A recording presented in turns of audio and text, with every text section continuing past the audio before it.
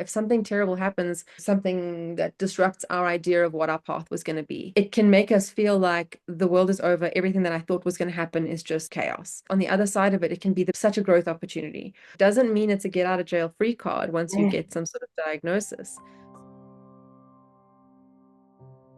Like, what is it that you would like a parent who's either maybe starting out or whose child, is being maybe, I don't know what the right term is, please help me out, who's kind of observed, maybe, Mhm. for that diagnosis.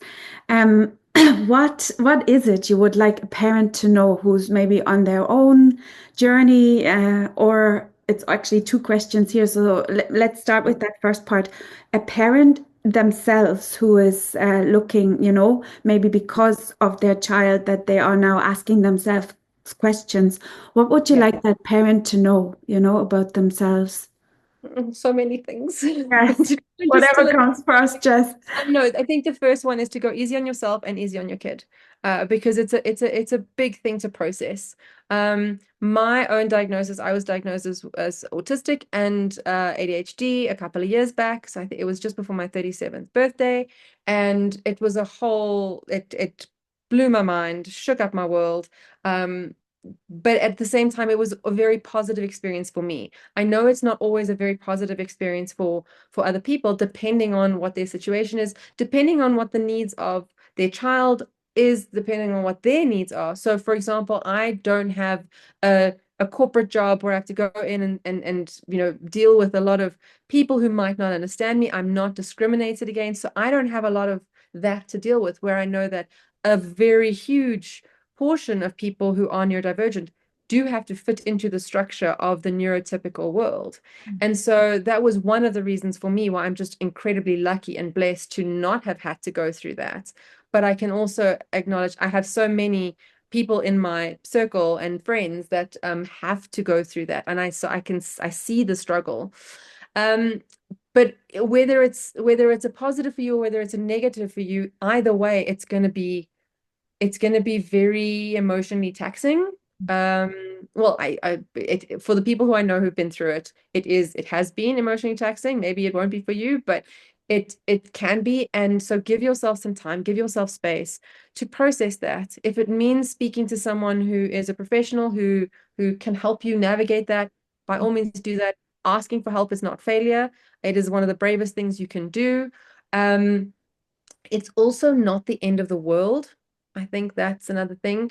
There's an idea of and I've had to go through this for different reasons, but we have if something terrible happens where we something that disrupts our idea of what our path was going to be, it can make us feel like the world is over. Everything that I thought was going to happen is just chaos.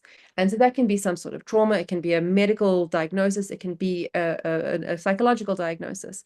And moving through that can be really, really hectic at the time. And on the other side, if you allow it, on the other side of it, it can be the biggest amount, like it can be such a growth opportunity. So let things be what they will be. It's not the end of the world. You might need to grieve the life you thought you might have had, in order to welcome the life that was actually meant for you. oh, I love Um, and I think that the other thing is just to talk back about those boundaries, because you've got children that might be neurodivergent or might have some other thing that they might need, or you might have had a diagnosis. It doesn't mean that you have to be any more lax about those boundaries, because remember, safety, we all want to give our kids safety. We want to give ourselves a sense of safety, and boundaries give us safety. So I think a lot of times when people, have a bit of a fright, maybe their child gets diagnosed with an ADD or an autism, and now they feel like maybe we should just be a little bit more permissive, because, they need to be a little bit more gentle. They need to do these things. And there's nothing wrong with being gentle, but there's safety in structure. There's safety in that I've got you. I will support you through this. And when you are lost and you're knocking around the sides of the walls and don't know where to go, I think we spoke about the roller coaster. I will be that harness that holds you in place while you're going through the roller coaster of life. Or if you're a river, if you need sandbanks to hold where the river's going to go, if you are on an expedition, you want your guide not to drag you by the hand and take you where you're going, but to just gently say what's safe, what's not. It's helpful when you know the guide's got your back. And so there is safety in someone saying no.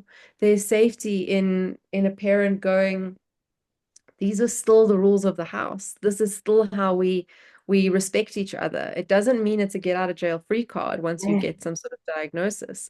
So it's okay to still parent the way you want to parent.